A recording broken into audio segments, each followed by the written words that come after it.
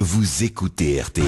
RTL vous en parle déjà. Rémi Sulman. 8h16, bonjour Rémi. Bonjour Yves, bonjour à tous. Alors ce matin Rémi, vous nous parlez déjà d'une révolution numérique qui pourrait nous permettre demain de nous passer des banques ou bien d'acheter une maison sans notaire, bref de faire sans ces intermédiaires. Cette énorme révolution qui pourrait bouleverser nos vies porte un nom, la blockchain. Oui, vous vous souvenez Yves de la première fois que vous avez entendu le mot Internet? Oui. Eh bien, vous vous souviendrez de la première fois que vous avez entendu le mot blockchain, la chaîne de blocs en français.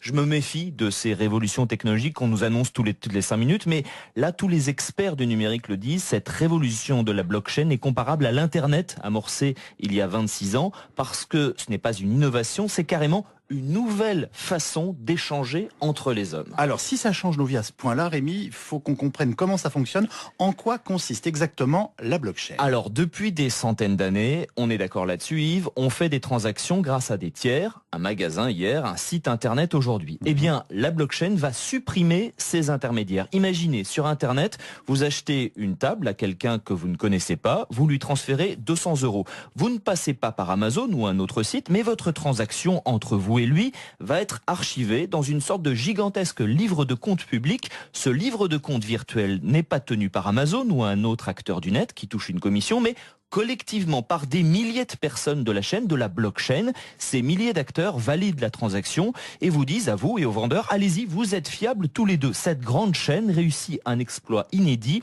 créer de la confiance entre deux inconnus sans intermédiaire. Mais attendez, si ce registre est public, n'importe quel petit malin peut en modifier les données. Alors non, aucun acteur ne détient ou n'a accès à la totalité de ce livre de compte. En fait, cette blockchain, c'est comme un immense puzzle qui est découpé, disséminé sur des milliers de serveurs. La preuve que vous avez payé ces 200 € contre une table reste dans la blockchain.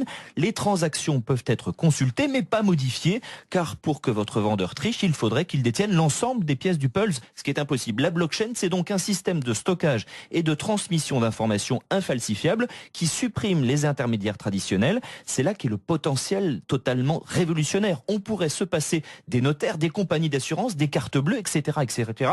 Le champ d'application est infini. Vous êtes donc en train de nous dire que les banques qu'on connaît peuvent disparaître et que Google peut lui aussi disparaître. Alors je vous annonce la mort de personne, moi. Mais ces acteurs ont effectivement du souci à se faire et ils cherchent déjà la parade, car certaines expérimentations de blockchain existent. Dans certains pays pauvres, on utilise par exemple le système pour établir des cadastres. La blockchain pourrait vraiment commencer à changer nos vies dans 10 ans. On va effectivement vers une nouvelle forme d'économie qui peut contourner les géants de la Silicon Valley, prédit Gilles Babinet, un des experts français du numérique les plus pointus.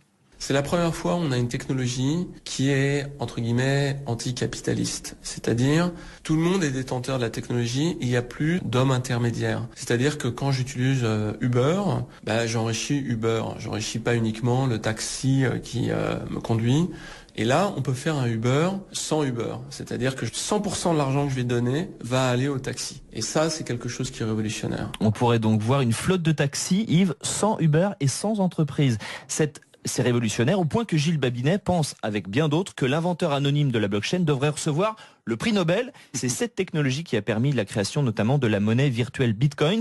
Certains économistes dans le Wall Street Journal ont écrit que depuis 5 siècles, depuis l'invention des banques, la blockchain constitue l'innovation économique la plus importante. Et vous savez, le Wall Street Journal débloque et se déchaîne assez rarement. En tout cas, on va suivre ça d'extrêmement près. Vous étiez le premier, une fois de plus, à nous en parler.